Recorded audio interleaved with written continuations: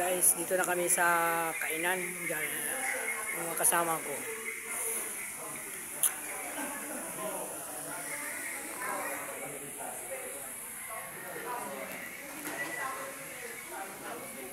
Dito na kami sa kainan, guys. Kumakain kami dito sa kainan.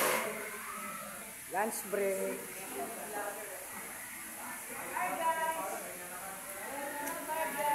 So, ikaw naman kayo dyan. Yan. Naghintay kami ng pagkain. Lunch break time.